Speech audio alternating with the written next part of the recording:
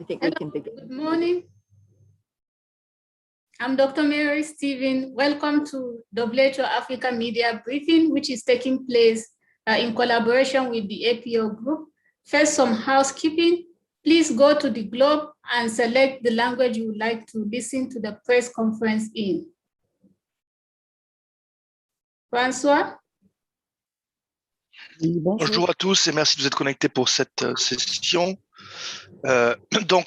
Pour sélectionner la langue dans laquelle vous souhaitez entendre la conférence, vous pouvez cliquer sur l'outil d'interprétation de Zoom qui ressemble à un globe et choisir votre langue. Et pour vos questions, merci d'utiliser l'outil de QNR qui est intégré à Zoom, pareil dans la barre d'outils. Merci à tous. Thank you, François. Joining us today for this press briefing is Dr.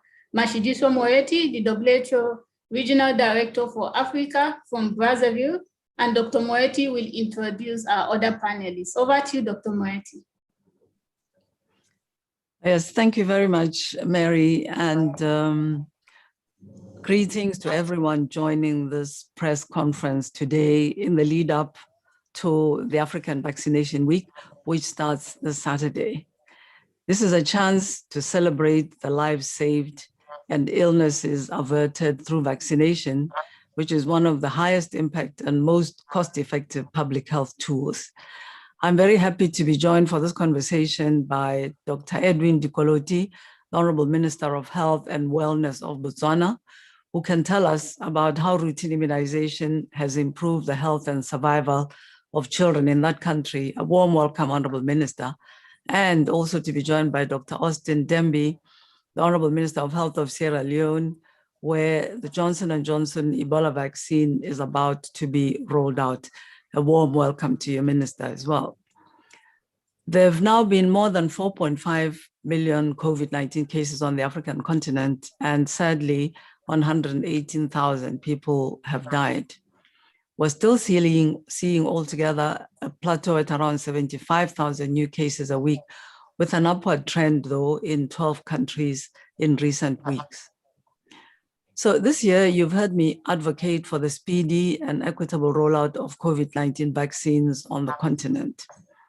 The African Vaccination Week is a key moment also to push for crucial immunization campaigns against diseases like measles, polio, and yellow fever. For instance, 15 African countries delayed measles immunization campaigns last year as they dealt with the COVID-19 pandemic. While 7 of these countries have now completed the campaigns, 8 remain outstanding, posing a risk of outbreaks. Preliminary data shows that an estimated 16.6 million children in Africa missed planned supplemental measles vaccine doses between January 2020 and April 2021. As we fight COVID-19, we can't leave anyone dangerously exposed to other preventable diseases. We have high hopes that vaccines will help bring the COVID-19 pandemic to an end. Last year, we celebrated the historic milestone of Africa kicking wild polio virus out of the continent. Vaccines were pivotal to this. Routine immunization has played a vital role in improving child survival, contributing to halving the death rate of children below 5 years of age in sub-Saharan Africa in the past 20 years. So far, 19 African countries have achieved the benchmark of at least 90% of coverage of diphtheria, tetanus, and tetanus pertussis, or DTP3 vaccine. This is the key indicator used to assess the performance of routine immunization programs. However, at the regional level, for the past 10 years, the DTP3 coverage has stalled at between 70 and 75%. Every year, an estimated 9 million children in the region in rural and urban areas miss out on routine vaccines. 60% of these children are living in Nigeria, the Democratic Republic of the Congo, and Ethiopia. To reach every child with vaccination, countries need to address challenges of inadequate infrastructure, transport and power supply, limited frontline healthcare workers, and stockouts of vaccines and other essentials like syringes. Children in poorer families and those living in areas of conflict or prolonged humanitarian crises also miss out. African heads of state have shown their commitment to enhancing universal access to vaccines through the Addis Declaration on Immunization in 2017. To maintain this momentum, increased domestic investment is needed with support from partners to strengthen immunization programs as part of primary healthcare systems in countries. This should be backed by sufficient numbers of trained health workers and functional surveillance and health information systems with engaged communities and caregivers and attention to children living in the most difficult circumstances. The COVID-19 pandemic has dramatically highlighted the enormous value of vaccines. In the United States, for example, among 75 million people fully vaccinated against the virus, fewer than 6,000 COVID-19 cases have been reported. Vaccines are bringing us closer to ending this pandemic, and the faster they can be rolled out in African countries, the sooner our economies and societies can recover and build back better. This includes investing in capacities in Africa to manufacture medical products like vaccines to enhance our self-reliance. Although there are delays in shipments through the COVAX facility, 7 African countries received their first deliveries last week. This brings the total to 41 countries in Africa that have received over 80 million doses through the COVAX platform. However, I'm concerned that 7 countries have now used up all of their COVAX doses and will need to receive follow-up doses from early May to mid-June. WHO and COVAX partners continue to engage in intensive negotiations to ensure that African countries will get their second doses of the vaccine in a timely manner. We also encourage countries that have not been able to use their doses and high-income countries that have vaccinated their most at-risk groups to share their supplies with a few remaining countries that have not yet received a shipment. On a different note, we'll commemorate World Malaria Day this Sunday. The WHO African region accounts for 94% of global malaria cases and deaths, despite significant progress made in the past 20 years. In 2019, there were still more than 215 million malaria cases and 384,000 deaths in the region. Malaria wreaks havoc on our societies and economies, and it can be prevented by controlling mosquito populations and using insecticide-treated bed nets. Ensuring early access to testing and treatment is also crucial. To accelerate progress towards zero malaria, governments should invest in outreach services and training of community health workers to provide care for malaria, pneumonia, and other common illnesses. Innovations will also be critical. So we're excited that Ghana, Kenya, and Malawi have delivered more than 1.7 million doses of the RTSS vaccine. This is a promising additional tool in malaria prevention. COVID-19 has shown that we each have a role to play in combating infectious diseases, and I ask that we use this learning in the fight against malaria and vaccine-preventable diseases. Finally, in closing, I'd like to congratulate the Gambia for receiving WHO certification of the elimination of trachoma as a public health problem. This shows the impressive work underway to address other priorities, even as we respond to COVID-19. So I'd like to thank you again, honorable ministers, my fellow panelists, and our journalist colleagues for joining us, and I look forward to our conversation. Thank you, Dr. Moeti. And now we will turn over to the Honourable Minister of Health in Botswana to tell us about progress on routine vaccination in Botswana. Over to you, Honourable Minister.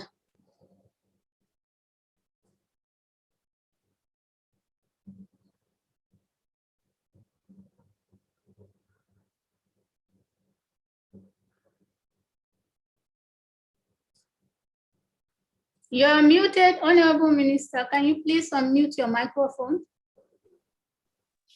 Thank you, sir. Is it, I'm the Minister for Sierra Leone, so I'll wait for my colleague from Botswana to go first. That's okay. Oh, okay. This is the Minister for Sierra Leone, Dr. Austin. Welcome, sir. Thank you. Okay. So before we get the Honourable Minister for Botswana, I will turn over to you, Honourable Minister, Dr. Austin. Can you please tell us about the Ebola vaccine rollout in Sierra Leone?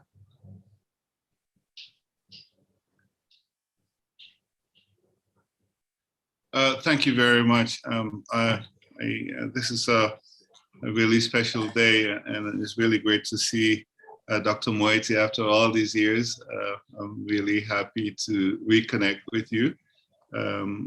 I'll make some formal statements, and I really look forward to the deliberations at the end. In the last week of April for every year since 2001, African countries joined the WHO Afro to celebrate African Vaccination Week. The African Vaccination Week celebrates people who develop, deliver, and receive vaccines as heroes, contributing to protecting everyone everywhere.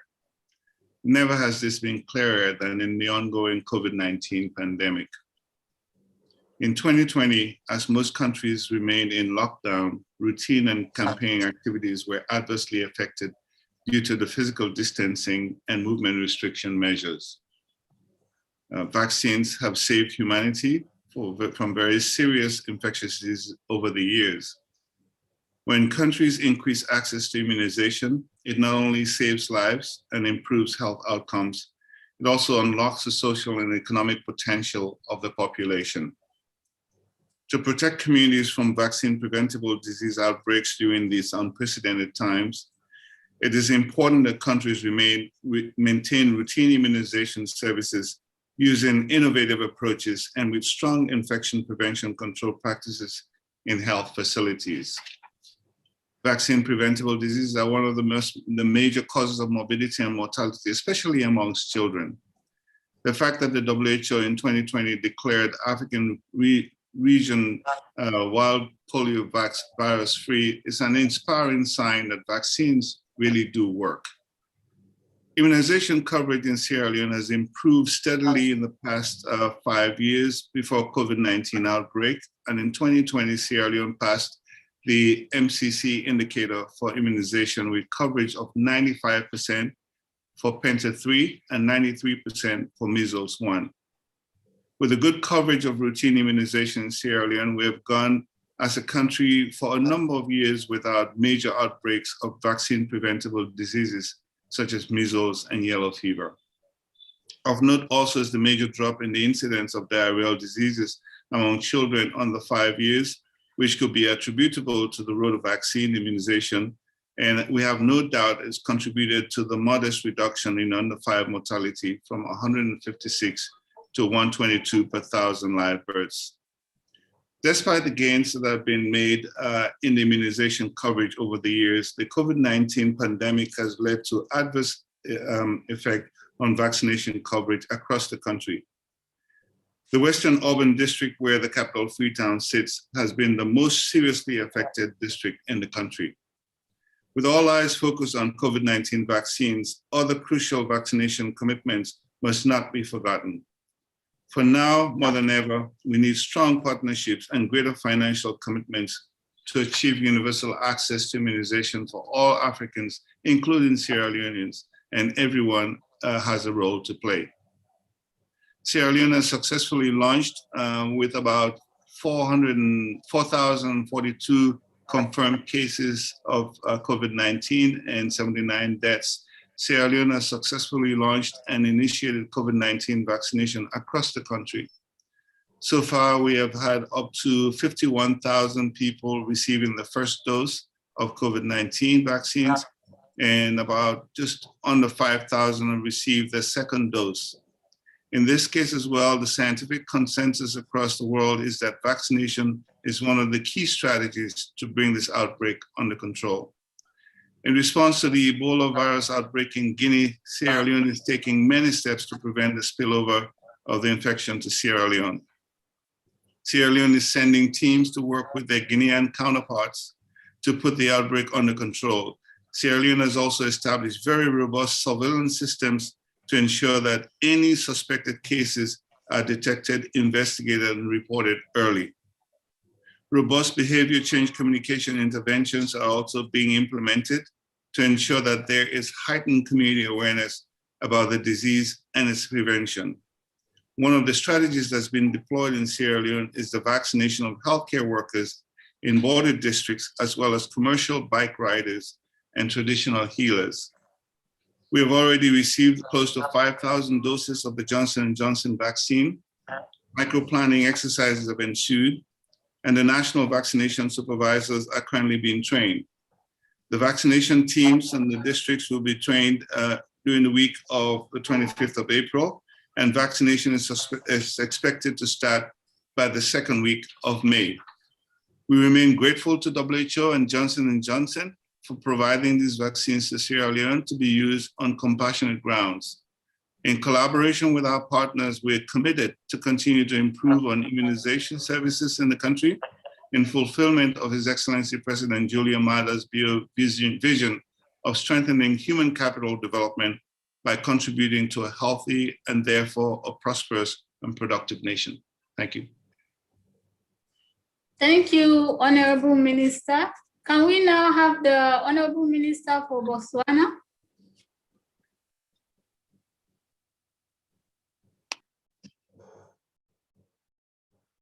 Okay, we seem to be having problem with the Minister for Botswana. So now that we have heard from our two panelists, it is over to you now, journalists, to ask your question. And to do this, you need to tell us your name, the name of the media organization you represent, and you can use the Q&A function on the Zoom application.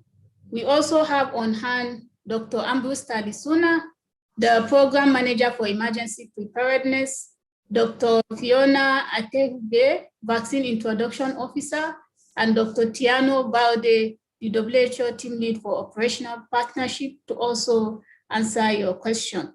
So we are turning straight to our first question, Naftali from Shinua. Yes. Okay, go ahead, please. My question goes to Dr. Moeti. I just want to know from Dr. Moeti, is it possible for Africa to achieve the 20% vaccination target at the end of this year, given the surprise challenges that the world is encountering now on AstraZeneca vaccines? Yes, thank you for that question, which is at the top of the minds of all of us. We have indeed seen African countries encounter production limitation related delays in acquiring their vaccines. And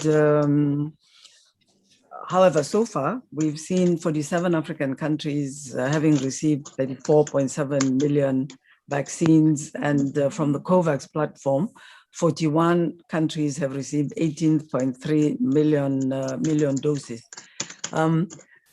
We have the delays are largely due to production capacities. I think everybody's aware of the challenge that India is facing with a severe wave of the pandemic, and decisions that have then been taken to focus on catching up vaccinating the population there. However, we are in constant communication, at least our representatives, both in the region and at headquarters within the COVAX partnership, with the Serum Institute of India and with the Indian government. And my understanding is that they are undertaking, starting from early in May, to resume their supply to African countries. And we anticipate being able to catch up, because we also see that there are plans to expand the production capacity in various places at the beginning. So we are very hopeful that we will reach the 20% coverage at the end of this year through COVAX. I'm very pleased as well at the way in which the countries that have received the vaccine doses have rolled out the delivery of the vaccine. Some of the countries have gone extremely fast. There are several that have already used up all the supplies that they received. And I'm very encouraged by the kind of micro-planning that's being done in our countries, and confident that whatever vaccine is received is going to be delivered to the population. Thank you very much, Dr. Moeti. Now I'm turning over to Rhoda from BBC Africa. Over to you, Rhoda. Thank you, Dr. Stevens. My question is to Dr. Moeti. I have two questions. Yesterday, Kenya's health minister hinted at the possibility of mixing COVID-19 vaccines. Is this advisable? What are the implications of this? And are there ongoing studies on the continent in regards to mixing of COVID-19 vaccines? And my second question is looking at what is happening in Malawi and South Sudan, that they're planning to destroy COVID-19 vaccines that have expired. Following the advice from the Serum Institute of India, the Africa CDC says that these countries can still use the vaccines 3 months after the expiry date. Does the WHO share similar sentiments? Thank you. Okay, thank you. Thank you for those questions. I think first to the question of mixing vaccines, this is something that is still being studied. I know that in the UK, there is a study going on to see if it's possible to mix vaccines. So at the moment, we're not able to provide any definitive advice, but we imagine that if it's vaccines of a similar technical platform, it could be possible to use them one after the other. I think it's also got to be considered whether vaccines of different platforms could be used as boosters. So for the moment, we are looking to understand the data from some of the analyses and the studies that are going on this question. Indeed, with regard to the destruction of vaccines, these are newly developed vaccines. Even the expiry date is under study because the data continues to be progressively looked at and studied by the producers. So our advice, and we are aware that the SI has indeed given information indicating that the expiry date of, as initially thought out, could be longer. So our advice would be for the countries to ensure that they store the vaccine safely, and we continue to study and try to get the definitive advice on whether the vaccines could be used for longer. I would agree with the head of the Africa CDC. My understanding is that the expiry date could be several months longer than had initially been envisaged, but we will look for the definitive information and communicate with the governments through our country teams. We were in a meeting yesterday with our country representatives, and we provided that guidance that it is better to safely store the vaccine stocks, and then we will advise as soon as it's possible as to whether they can be used or not. Thank you, Dr. Moeti. The next question is from Pamela Mawanda from Uganda. Her question is also similar to Rhoda's question. I'll give this question to Dr. Fiona. In light of the vaccination week, a number of African countries have reported having expired COVID-19 vaccines. Most of these vaccines were donations from the COVAX facility. What is the lifespan of the vaccine, and do you think the expired vaccine heightened vaccines hesitancy? Over to you, Fiona. Thank you very much, Mary. And as Dr. Moeti has mentioned, yes, when we have new products that have been manufactured, usually there's a limited shelf life that they are given. And this is what happens with the vaccines, with the COVID-19 vaccines. Because we did not have a precedent, they were given a 6-month shelf life, the particular ones from Serum Institute of India. But after the vaccines have been manufactured or any other medicinal product, studies keep on going to see how stable will this product remain, or how robust will it still remain to function the way it is supposed to function after the shelf life of 6 months that has been given. And that is what happened with the Serum Institute of India. So this has been now tentatively extended to 9 months. We have had issues. The difference was that the fact that these vaccines were already in country and already had a label. But the government of India, the National Regulatory Authority of India, did approve after getting all the evidence from Serum Institute of India for the extension of the shelf life. And the government of South Africa too did do this. However, we must note that The Serum Institute of India also applied to World Health Organization to request the extension of shelf life. The World Health Organization has requested for more information on this, like Dr. Moeti mentioned, to make that decision, to help countries make that decision. So we have asked the countries, put aside the vaccines. In the meantime, as the national regulatory authorities of the countries make that decision, but also as WHO studies more information on this. Thank you, Dr. Fiona. The next question is to you, Honourable Minister of Health, Sierra Leone, Dr. Austin. Sierra Leone was one of the countries that benefited from the AU vaccine donation. What was the country able to administer the vaccine doses before the expiry date?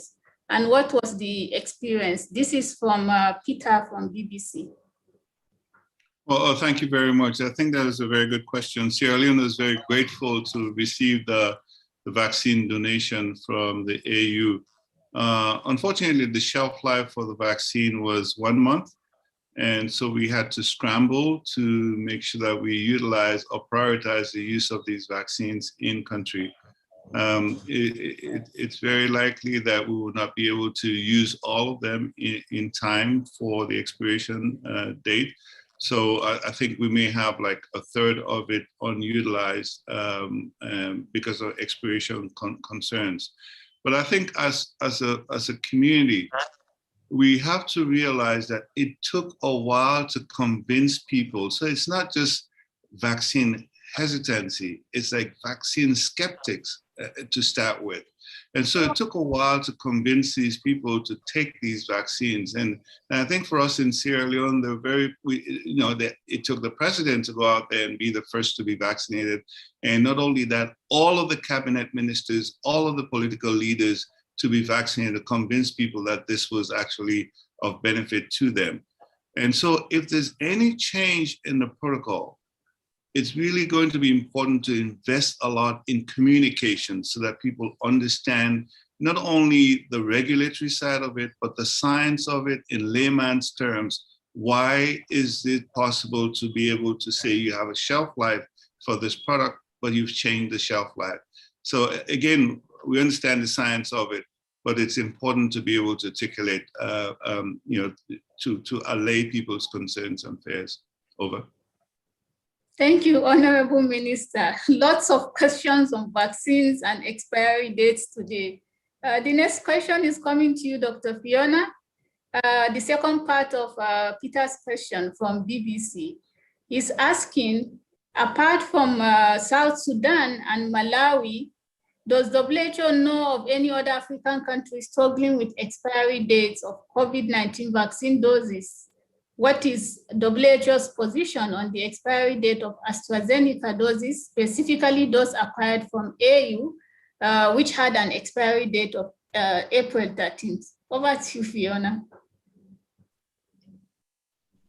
Thank you, Mary. And yeah, we are grateful that this question is coming up. I must mention that these doses were actually the doses that originally were in South Africa, the doses that South Africa had purchased, procured for their population, the AstraZeneca doses that they ended up not using. And now the AU through MTN acquired these vaccines to quickly ramp up the vaccination on the continent and give them to 13 countries. And now we have Comoros, which also received those same doses. All the doses had an expiry date of 13th of April.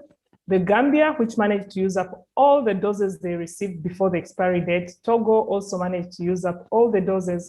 We have Ghana that managed to use almost 95% of the doses they received.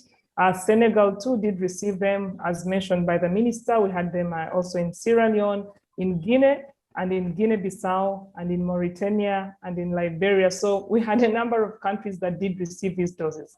But I also need to add that this is not new. The extension of shelf life of a new product is not something that is new. It has happened in the past and it will keep happening because any new product, we do not know how stable it will remain, especially for vaccines that have so many issues attached to them. And this is something that, as mentioned, the national regulatory authorities of countries have the final responsibility for any post-approval changes to all the COVID vaccines for which that have already been granted regulatory approval, including these COVID-19 vaccines as recommended by the WHO emergency use listing. So the national regulatory authorities in countries will make these independent assessments and be able to make that decision. But we are supporting them, but also letting you know this is not something new. Thank you, Dr. Fiona. That was very helpful. I'm going to Paul from the Lancet. You wanted to ask your question live. Over to you, Paul. Thank you very much. My question goes to Dr. Moeti and the health ministers that are represented on this call. I'd like to know the vaccination plans for conflict zones, whether there is a special arrangement to ensure that even though the few limited doses of the vaccines that Africa has, individuals in conflict zones are not excluded. Thank you very much. Thank you, Paul. Over to Dr. Moeti, and then the Honourable Minister can come in from Sierra Leone. Yes, thank you very much. Within the framework of the vaccination planning that the United Nations is supporting, mainly through COVAX, there have been several streams of work. One is, of course, to advocate with member states, including those that have situations of conflict or displaced people or humanitarian crises, that a certain proportion of the vaccines that are obtained need to be targeting these difficult areas.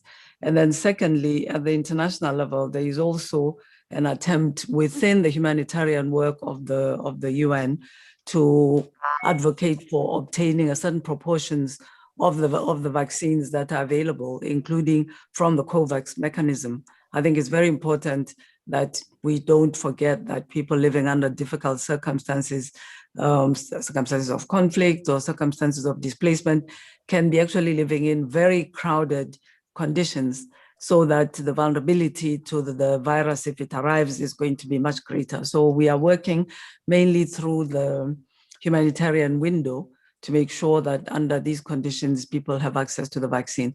And then in the same, and then we, in the same vein as providing essential services to people under conflict conditions, we will work with humanitarian partners then to make sure that the COVID-19 vaccination is provided to people under these difficult circumstances.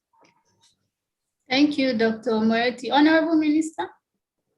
Yeah, I think we'll defer to Dr. Moeti on this, but clearly, not only in conflict zones, but in hard-to-reach communities, vulnerable populations, especially in the border areas, we want to be sure that we create access to people no matter where they are. And I think in the Sierra Leone context, what we did was to decentralize vaccine distribution to just make sure that every district, especially the high-risk populations, just based on the epi data that we collected, were considered as our priority going forward. We have limited vaccines. Just maybe to plug in at the outset that we still have a large, fairly good quantity of AstraZeneca vaccines that have not expired yet. And that's what we're using as priority in all of these countries as we wait for resolution around the very few that we have that may have expired. Maybe to address an issue that was raised by Dr. Fiona early on, I think for some of these countries like Sierra Leone, the regulatory authorities don't have the capability or the capacity to do intense studies to be able to see if, to make it as a basis of their decision making.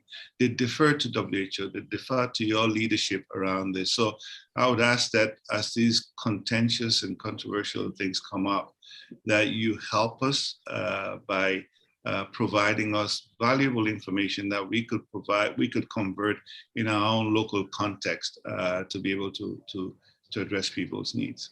Thank you. Thank you, Honourable Minister. Mary, if I could just come in on this, just and I agree very much with the Minister on this very varied capacity of national regulatory authorities. We have a mechanism for networking national regulatory authorities so that they work together. It's called a forum, the African Vaccine Regulatory Forum, so that they share their capacities and they look together and they form, if you like, common points of view. I agree with the minister very much that WHO plays a very important role here, and we're working with our NEPAD to facilitate this networking so that not every national regulatory authority has to sit down, do all of this work on its own, and it can accept both the WHO advice and in a way in its, if you like, responsibility to declare to the country what the group has decided as well. So I very much agree that in the past, what we've seen is when there are new tools available, the regulatory process in countries, especially where the capacity is inadequate, can delay the adoption of new tools by many, many months. So this platform is really meant to facilitate that, and just to assure that WHO is very much playing that facilitatory role and providing, for example, the emergency use listing. Once WHO provides this guidance, our expectation is that that's the service we're providing for countries then to feel comfortable to go ahead and use and adopt a product. Thank you, Dr. Moeti. Now I'm going to Sarah from DEVEX. You wanted to ask your question live. The floor is open to you, please. Thank you. Can you talk a bit about best management of data in COVID-19 vaccine rollouts, including data around target priority groups, stocks of supplies of vaccines, cold chain data, and ensuring that countries have enough health workers in the right places for vaccine rollouts? How do you recommend countries improve their data management systems, whether it be digitalization or other means? And are there any particular data management systems that WHO is advocating countries use, and how do those systems work? Thank you. Okay, thank you, Sarah. I'll go to Dr. Moeti first, then the minister can reflect. Fiona, if you have additions, please feel free to come in. Yeah. I mean, I think I'll just start and perhaps ask Fiona to supplement, and perhaps the minister can give the example of how they're doing this in Sierra Leone. Certainly, when we were supporting countries in their preparation and now in the management of the delivery of the vaccine, there were several pillars of the work in that WHO was supporting countries to carry out, including very much establishing their data collection and data management systems for different aspects of the operation of the vaccine, including estimating the populations to be targeted, for sure, documenting who these are, and then documenting various aspects of the work, including preparing for the documentation of adverse events, for example, making sure that people are provided with a document, either paper or even electronically, to indicate that they have been vaccinated, with the information ensuring that they return for their second dose if that is relevant for the vaccine that they're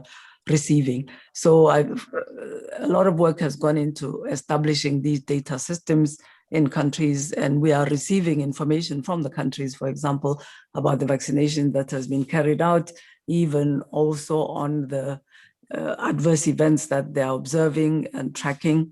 Yeah, so I think it's fair to say that quite a lot of effort has gone into developing these systems, including using electronic means and using technology in order to facilitate the flow of information. So I'll stop here, just acknowledging this is a very critical part of monitoring and managing the delivery of vaccines and follow-up of those who've been vaccinated. Okay, thank you, Dr. Moeti. Fiona, if you want to compliment, and then I will go back to the minister to tell us how they are doing it in Sierra Leone.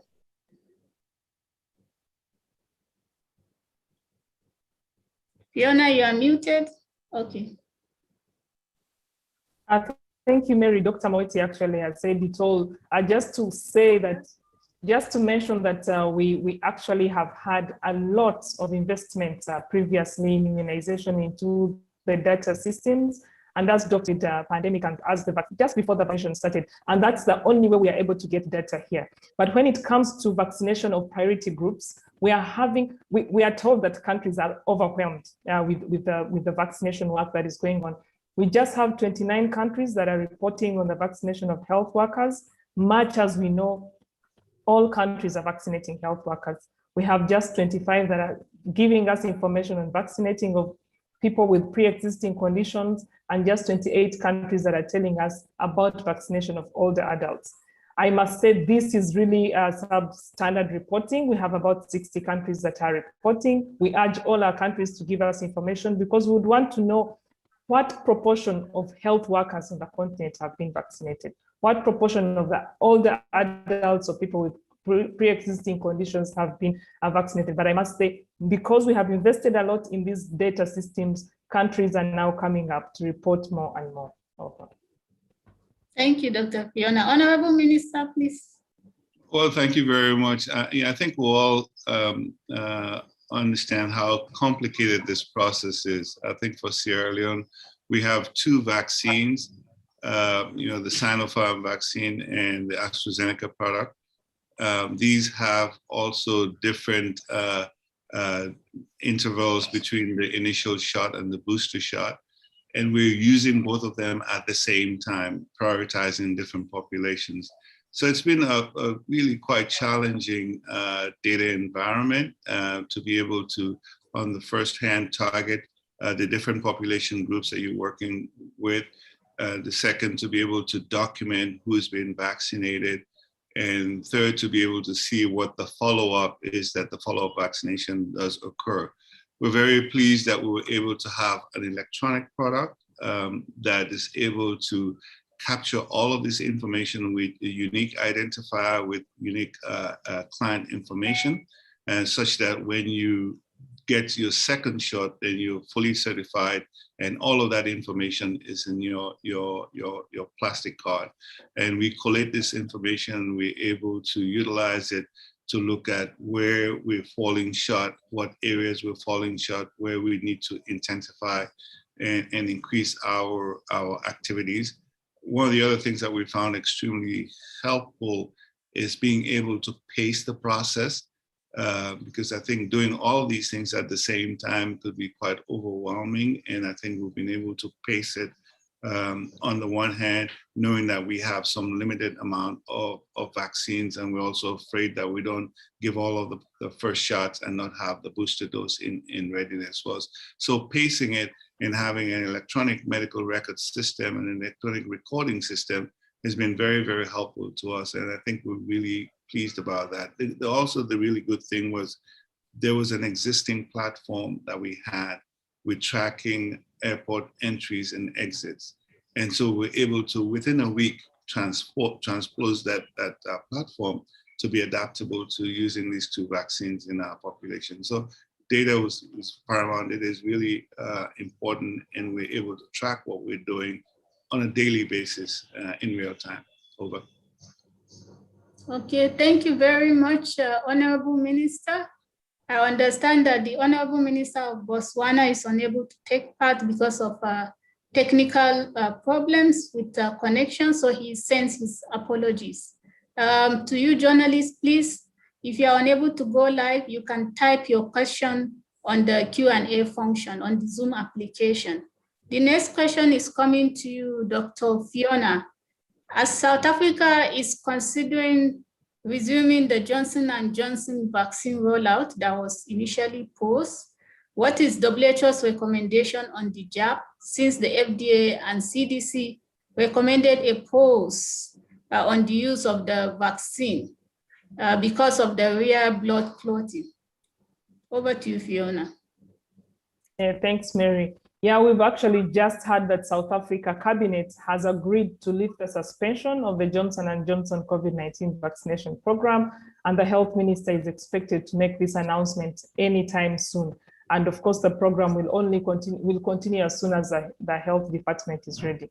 So the WHO Global Advisory Committee on Vaccine Safety is monitoring closely the reports of the thromboembolic events with low platelets following vaccination with the Johnson & Johnson vaccines, and will communicate any findings following this review. We are in close contact with the European Medicines Agency, who are also reviewing this information. With the FDA, we know that the FDA recommended the suspension while investigation takes place, and other regulators are also doing these investigations. South Africa's regulatory authority has also recommended this lifting. As we've heard, South Africa has one of the most robust regulatory authorities, and definitely have studied a lot of this data, especially the fact that they were vaccinating in the context of study in South Africa, not a rollout of the vaccine, but studying the Johnson & Johnson. So they also have data from local data from South Africa that can be relied on from the hundreds of thousands of doses that had been given. So we really know that WHO works together very closely with these regulatory authorities. And also, as I mentioned, the advisory committee is following up this information closely, and we respect and also with support the government of Tanzania and of South Africa in the decision that they have made. Thank you, Dr. Fiona. And to the journalists asking their question on the Zoom chat, please don't forget to give us the name of the media outlet you represent. Now I turn over to Titus from Botswana Radio that is going live with his questions. Over to you, Titus.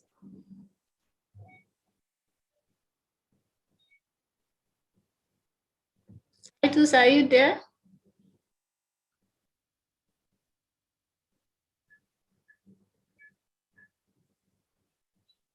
Okay, you can get ready. Let me turn to the Minister of Health to ask this question first before coming back to you, Titus. Has Sierra Leone been able to administer the Ebola and COVID-19 vaccine at the same time? If yes, what was the experience? Over to you, Honourable Minister Sierra Leone.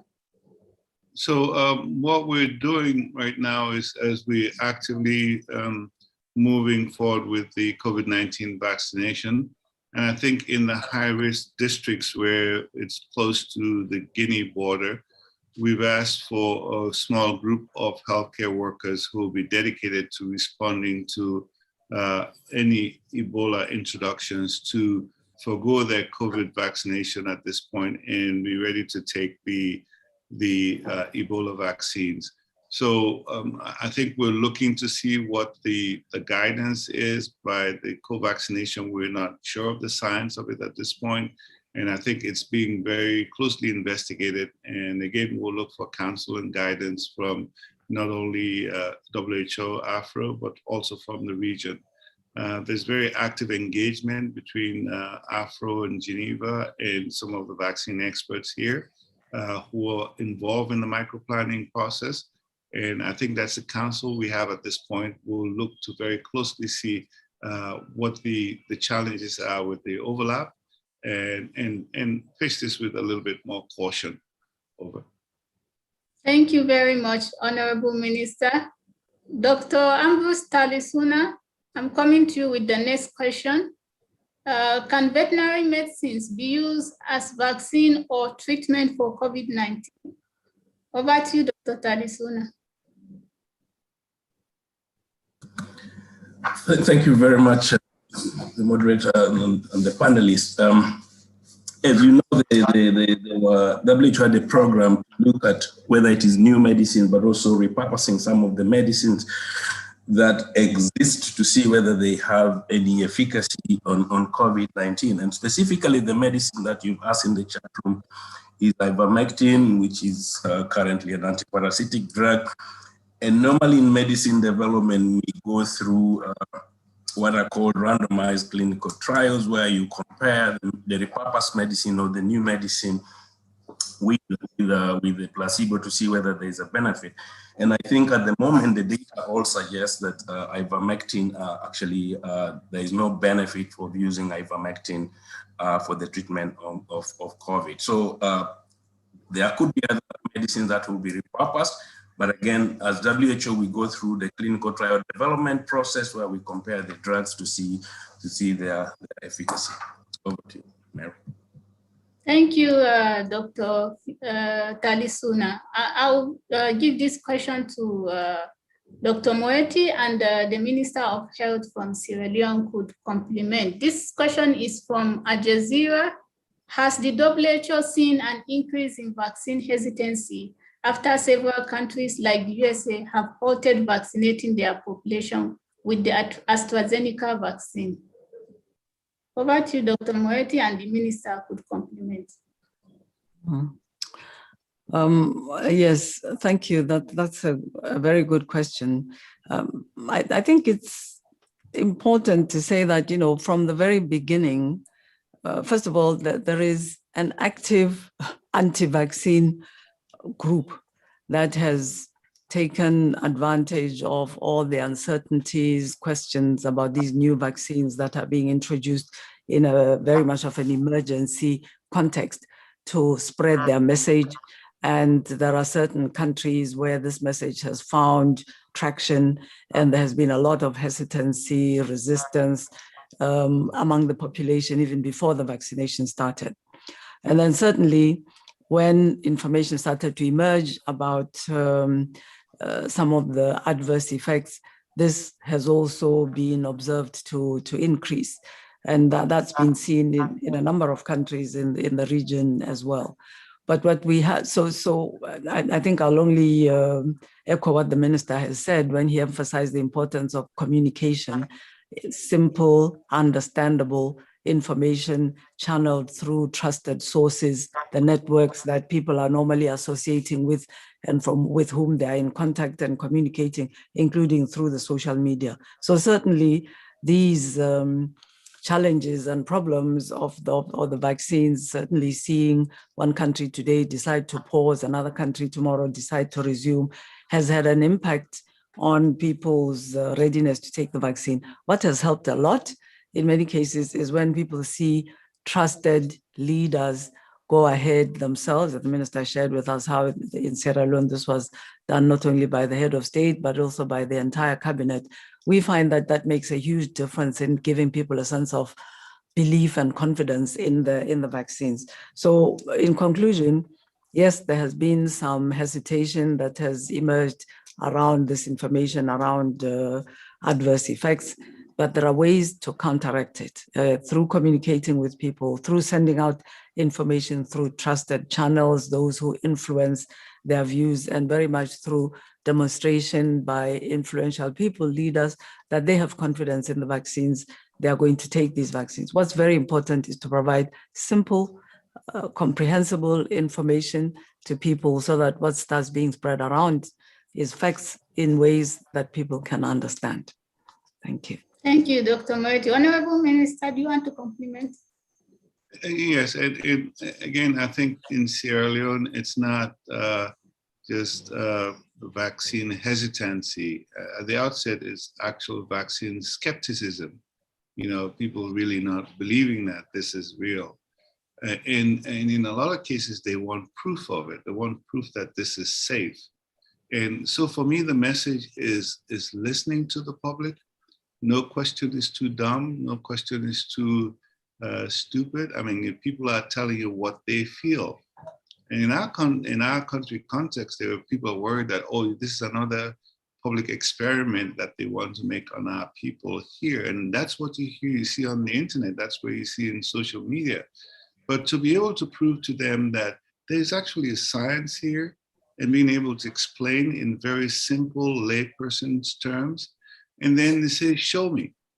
And then the show me was having the president sit there and take the shot in their arms, And not only that, having the president and the cabinet come back and say, you see, we took it, we're safe. 1 week later, 2 weeks later. I think what that does is build confidence in the community and perhaps help fill that information void that the internet and the skeptics are filling, and being able to really take that off the table. It's also an active process. You cannot let things go. You have to constantly remind people because the messages keep changing. And so we had that with AstraZeneca. We had that with the Chinese Sinopharm product. that people were really, really skeptical about. But now you have a situation where people are stepping up. Even the skeptics are standing in line to be vaccinated. So I think that's real progress, and we shouldn't take it for granted. We should just constantly work on it and show evidence that this is indeed working. Over. Thank you, Honorable Minister. So the next question is coming to you, Dr. Ambrose Talisuna. And this question is coming from Emerson from Cape Verde. He's asking, Cape Verde has the highest incidence rates of COVID-19 in the continent. What do we need to do to decrease the number of cases, and what are the recommendations? Over to Dr. Talisuna. I think the question from Cape Verde is valid. First of all, island states actually, we are observing that the island states, Cape Verde, Seychelles, they have a high attack rate just because of small populations. But it's also true that in the last weeks, we've seen 13 countries that are reporting an increasing trend of cases, and these including Angola, Burundi, Cabo Verde, Cameroon, and Central African Republic, Eritrea, Ethiopia, Gabon, Madagascar, Mali, Mauritius, and now Rwanda and Togo. There are a couple of things that could explain that. One is really fatigue with the intervention. I think countries put in place public health and social measures, relaxing those measures. And in order for us to be able to, as WHO Africa region, I think, to support countries to deal with some of these resurgences or whether these are waves. Last week, we issued an interim guidance for dealing with resurgence on the African continent, and stipulates the indicators that we need to track and what we call alert and action thresholds and the intervention toolkit that needs to be put in place. So there might be countries which really have more than 20% increase of cases that they have not observed in the previous weeks, that might need to put in some of those interventions in those in that intervention toolkit. So I think we shared with all our WRs this guidance document, and colleagues in Cabo Verde can access this. They are both in English, French, and Portuguese, and they stipulate what member states that are having resurgence of cases need to do. Again, some of them is due to relaxation of the intervention measures that we know work for COVID response. Over. Thank you, Dr. Talisuna. So I'm coming back to Dr. Moeti and the Honourable Minister. This question is from Massimo from Italian Press. Have COVID-19 containment prevention measures been readily accepted by the public? Dr. Moeti, you go first, and then the Minister. Yes, that's a good question. Also, especially in light of what Ambrose just said. At the beginning, African people really accepted these measures despite the huge difficulties that they caused. I think we've said many times that African governments imposed some of the social measures relatively early, and this has explained the evolution to some degree of the COVID-19 pandemic on the continent. And people did accept to stay at home, to keep their distance, to wear masks. We saw that people even innovated. It was on the continent that we started to see masks being produced by some of the capacity, sort of locally produced masks by tailors, cotton masks, etc. So people did initially accept, and I'd like to emphasize, despite the sometimes huge difficulties that this engendered for their livelihoods, for their daily lives, despite some of the conditions, the living conditions, which are a challenge in some of the low-income urban areas, for example. It has needed, of course, to be sustained. The government's put in place measures to communicate with people, encourage them to continue with the wearing of the mask, the keeping of the distance. They're not going out doing their shopping on certain days. There were curfews imposed that people complied with at the beginning of the pandemic. And then the same as is happening to people worldwide. This has been a quite prolonged experience now, over a year, when some of us expected it to be over within some months at the beginning, there is a certain level of fatigue among people everywhere. And people have demonstrated that in some countries. There are a couple of countries. I have to say, in African countries, the kind of demonstration that we have seen in some Western countries, some of whom which have turned violent, the need for police to intervene has occurred, but has occurred to a much lesser degree. What we are observing is the need really to particularly encourage people to sustain the use of masks. My own observation in places that I've visited is that sometimes this is very variable. In some countries, it has been sustained, and in others, it's been difficult. So I would say overall, yes, African people did accept, and we have estimates by the World Bank of the economic impact of all the measures that had to be taken, including at the individual and household level. But there is need to re-energize, and there is need to constantly support. And I'd like to go back to what the minister said. We need to understand. So we are encouraging countries to go out there, find out from people what's going on. Is it that they're not able to get the supplies they need? What are the difficulties that they're having in sustaining these prevention measures? Because some of these will need to be sustained until such time as we have significant levels of coverage with the vaccine. But on the whole, they did accept. They did play their part, and I believe it has resulted in the kind of situation that is not as bad as had initially been projected and predicted. Thank you, Dr. Moeti. Honourable Minister. Yeah, I think Sierra Leone is in a rather unique situation. You know, we had one of the worst Ebola outbreaks in the world with very, very devastating consequences to our people, with over 14,000 infections and 4,000 deaths. People have not forgotten that. They're still hurting from that experience. So when COVID was announced, initially people were a little worried about it on one hand, but they knew what needed to be done. They knew what it involves, really mobilizing the people to be able to respond to it. So I think from the Sierra Leone perspective, it was very early adoption and implementation, and we actually quickly reactivated all of the structures that we had.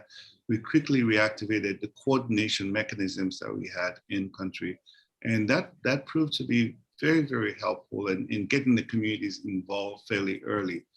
The challenge we have is that people were thinking that it's going to be as bad as Ebola, and so it not being as bad as Ebola tempered the enthusiasm a little bit more to just say, well, this is not as bad. And our worry is that how do we sustain that interest and energy and make sure people don't let their guard down, so that if there's another wave, that we're able to quickly respond or continue to respond. I think a lot of the interventions that were applicable to Ebola were applicable to the COVID-19, except for the additional mask component. And I think also just listening to the people realize that it's inconvenient, it's difficult to wear. And I think that's where we've had the biggest challenge. So people are wearing their masks as adornment of the chin and a new fashion statement around, instead of going back to the real reason why they're using this. So our worry is not getting into fatigue on the one hand, but really reinforcing interest in letting people know how well they've done so far, how good they've been in their compliance. And even with the restrictions and the challenges associated with that, it requires quite a bit of hydraulics. How do you get the balance right between restrictive measures on the one hand that would not lead to revolt, at the same time allowing people to live their normal lives, so that people say, I don't want to die from hunger and starvation, instead of COVID. And so getting that balance right has been a challenge for Sierra Leone, but I think we've navigated it well so far. Over. Thank you, Honourable Minister, and thanks to all the panelists and the journalists as well. We are coming to the end of this first briefing. So I'll come back to you first, the Honourable Minister, for your final thoughts before Dr. Moeti. But before your final thoughts, if you could answer this follow-up question from Esther, and then you give us your final thoughts. The question is from Esther, is how many health workers had to forgo COVID-19 vaccine for Ebola? And then after that, you can give us your final thoughts. Thank you. Over to you. Yeah, I don't have the exact numbers, but it's a very limited number, especially in the high-risk border districts that are close to Guinea, especially in a place called Kailaon district and Kono. Kailaon and Kono were places where the last experience was a spillover of Ebola from Guinea to Sierra Leone. So I'll get the exact numbers for you, but it's a smaller proportion of the overall healthcare workers. In terms of a final statement, I would just say I want to thank Afro for your leadership in helping bring everybody together. You know, as I say to our colleagues, WHO is the Ministers of Health, Ministry of Health. So we look to you for guidance, we look to you for your counsel, we look to you for leadership. I think what has happened with COVID-19 here in Sierra Leone is that we've really rallied people around. We've got them engaged. They were skeptical initially, but now they've accepted the vaccines. They're seeing how it's going. They've seen that all of the scares about adverse events, we haven't recorded any major adverse events out of the 50,000 plus that we've vaccinated. And so there's a really high confidence level now. What we don't want to do is disappoint people and go to a point where we say we run out of vaccines. So in fact, that's why we calibrated our initial start. We went in slowly, but people want the vaccines now. And if they want, and we open it all up and we're not able to meet the demands, it has major implications for us. Secondly, just making sure that as we roll out these vaccines for Ebola and for COVID-19, we want to be sure that the experience is lasting and it doesn't create any negative impact on our routine vaccination. Because anything that goes wrong with this adult vaccination that we're doing now will have major impact on our routine infant vaccination. So let's continue to communicate, let's continue to work with each other, let's be able to anticipate problems and work with communicating with the public, knowing what we know, knowing what we don't know, and what we're trying to investigate on their behalf. I think it will make a really formidable experience for us as ministries, for WHO, and for the people we serve. Thank you. Thank you, Honourable Minister. And now over to you, Dr. Moeti, for your final thoughts. Yes, thank you. Thank you, Mary. First, a huge thanks to the Honourable Minister for having joined us and shared your perspectives, the experience, the very positive and encouraging experience from Sierra Leone with us. And thanks again to our colleagues, the journalists, for having joined us. I think as a last message, I will, I'd like to step back from the COVID for a minute and say that we still have millions of African children who are not yet being reached by routine vaccination, when we have seen how hugely it can have an impact on the number of children that are dying. So these numbers are really inspiration to us, an inspiration to families, to mothers, to fathers, to bring your children to be vaccinated. We know that there are families whose circumstances make this difficult. So it's to encourage the healthcare workers at the local level, the community leaders, to try to find those children, to adjust the work that we are doing so that no child misses out on being vaccinated when these programs are available in their countries. It's very much a right of a child, and it's our obligation as leaders in health and as parents and families to make sure that our children benefit. It's such a fabulous public health tool. And then finally, on coming back to the COVID, to echo the minister and encourage our people very much, despite the challenges, despite some of the scary stories that are circulating, have confidence in the fact that the national authorities, WHO, as is our job, the international global health community is putting a lot of effort into studying the data about these vaccines and making sure that anything that is proposed to people is worth the effort, is safe for people. There's been a lot of discussion about weighing up the risks and benefits. And here I'd like to emphasize again that even if the story of some side effects, some harm done by the vaccine gets out very, very loudly, if we look at the numbers, they are tiny. It's still worth taking these vaccines. And then finally, let's make sure that those people who are most in need, the healthcare workers, the elderly or older people with some illnesses which make them vulnerable to severe forms of the illness, get their vaccines first. And then when it's our turn, please let's show up and take the vaccine, because it's for the common good. It's for the good of all of us, our families, our communities, our countries, and for the whole world as well. And then a final word on the solidarity. We will continue to advocate for the sharing of vaccine supplies so that countries in Africa which have received some vaccines but need to catch up, continue to be supported to speed up the vaccination. So thank you all very much for having joined us today. Thank you very much, Dr. Moeti. A very big thank you to our fantastic panelists today and all the journalists that joined us for this press briefing. For those that would like to ask more questions in French, Dr. Ado will be online for a few more minutes to answer your question. Thank you and see you next week.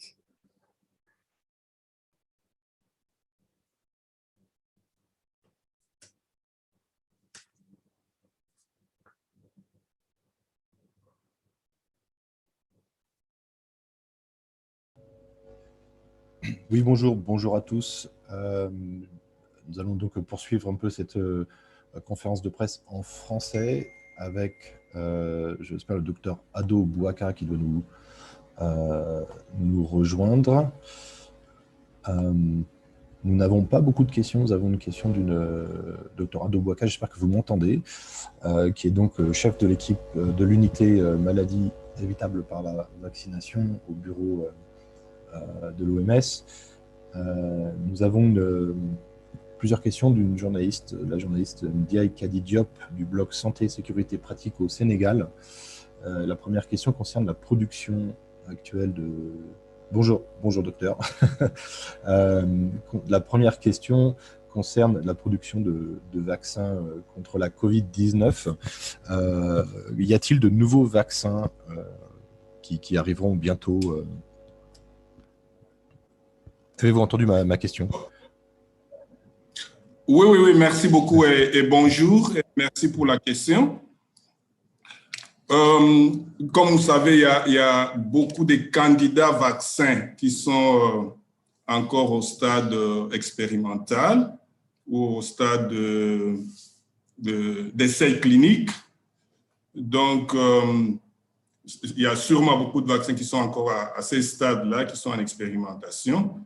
Et il y a une équipe de l'OMS qui se charge de suivre ces processus jusqu'au moment où les industries qui fabriquent ces vaccins soumettront leur dossier à l'équipe de préqualification de l'OMS pour que cette équipe évalue ces vaccins et les approuve pour leur utilisation. Merci. Merci beaucoup. La seconde question est un peu plus technique et concerne la pharmacovigilance. Est-ce qu'aujourd'hui, il est possible d'administrer les vaccins contre la Covid, plus précisément en fonction de l'âge et des antécédents des patients? Est-ce qu'il est possible de cibler l'usage des vaccins?